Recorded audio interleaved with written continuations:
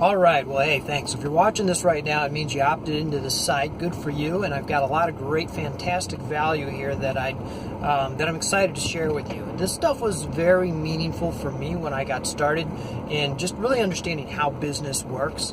And, as it pertains to working in online business, what I'm going to be sharing with you are specific principles that have existed for centuries that are applicable today in today's online business world that most people miss. And that's one of the biggest reasons why so many online entrepreneurs fail. It's because they're so focused on mastering the technology and the resources that the internet provides, they forget about the fundamental business concepts that have always been there that need to be mastered as well.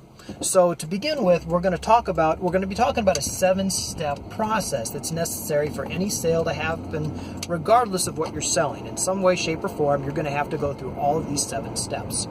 The first one is called rapport. Now, it's a word you're probably familiar with already. And it's a word that is, certainly not foreign to business. 40% of whether or not a sale happens or doesn't happen is typically associated with rapport. So it's extremely important before you do anything else that you understand specifically the breakdown of what it is, also what it is not, how to measure it to know if it's present or not, and to what degree it's present, and then how to capitalize on it and use it in order to close sales and get referrals. So rapport essentially is, consider it like a cocktail of 3 main ingredients.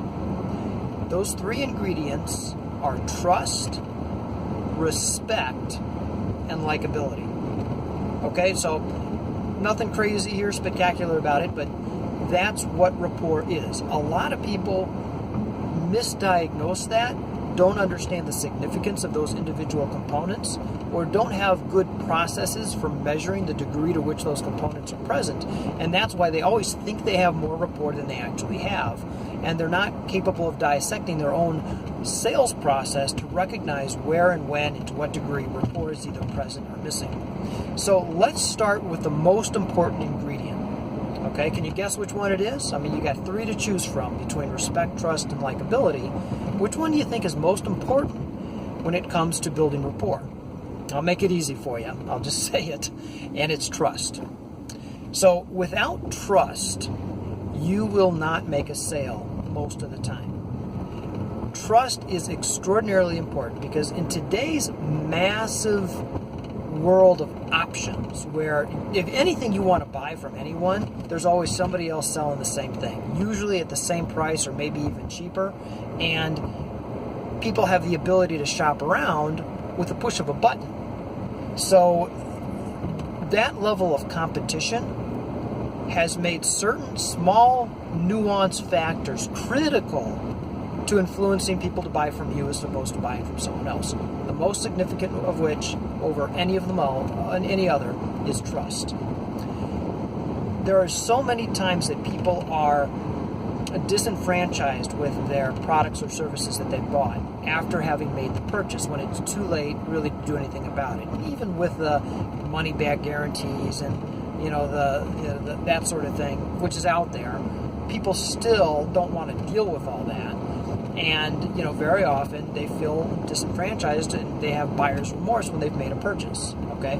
So that's what causes this intense need to be able to trust you when they're making a purchase from you. So you need to know, understand, and deliberately execute on specific things that are going to create trust.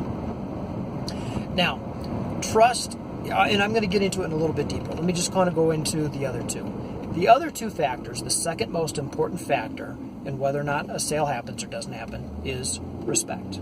Now, respect is distinct from trust in a couple of different ways. First of all, have you ever had anyone in life that you respected them, but you didn't necessarily trust them? This is very common. If you've ever read the book, The Art of War, okay? You can respect your enemy, but do you trust your enemy? Of course not. You don't trust them because you know that they're doing what's in their best interest at your expense and vice versa. But, you can see that 2 enemies, 2 adversaries can oftentimes have a great deal of respect for one another. This is true in sports, this is true in politics, this is true in business. So, while you recognize that you can trust someone when their best interests are aligned with your own best interests. That's when trust happens, is when there's a clear alignment there and not a misrepresentation. But even if there is not a clear alignment in there, you can have respect for a person based on the way they carry themselves, based on things they do and say, based on the governing values that they exemplify. But it's distinct from trust. Both are very important to making a sale happen. Okay, they're all part of that thing we call rapport. But trust is the most important, and respect is the second most important because of that slight nuance and differences. Now, the third one is likability. Now, to put this in context, have you ever run into somebody that you trusted and even maybe respected, but you didn't like them? Or maybe somebody you really liked, but you didn't trust? Most of us have a family member or two or a friend, that we have that kind of a relationship with. We genuinely like people that are outgoing and charismatic, but being charismatic does not necessarily mean you're trustworthy. There are all kinds of, this is what a con man is made of, right? Somebody who's extremely charismatic, but who doesn't do what they say they're going to do, doesn't operate with integrity, misrepresents products or services that they're promoting. So without that, without that trust and respect factor, a person can be very likable, and in a lot of ways, it's very dangerous. But it's still something that hits you emotionally. The reason that likability is such an important factor in sales and marketing is because we make our purchase decisions emotionally.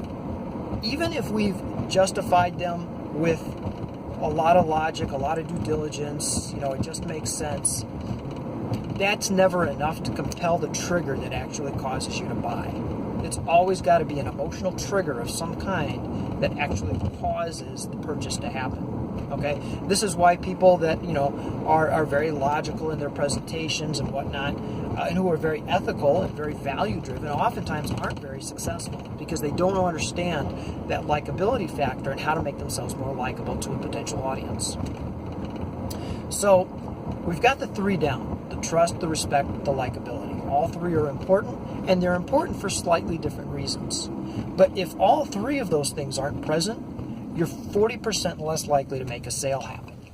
So, in the next video, we're going to break that down further, and we're going to talk about the kind of activities that are going to foster trust, the kind of activities that are going to actually foster respect, and the kind of activities that are going to foster more likability, so that when you're moving on into other additional processes in your sales funnel or in your sales process, you're doing so based on a foundation of rapport that has made you now 40% more likely to close the sale. Okay, and that's it for this video. Looking forward to talking to you on the next one. Cheers.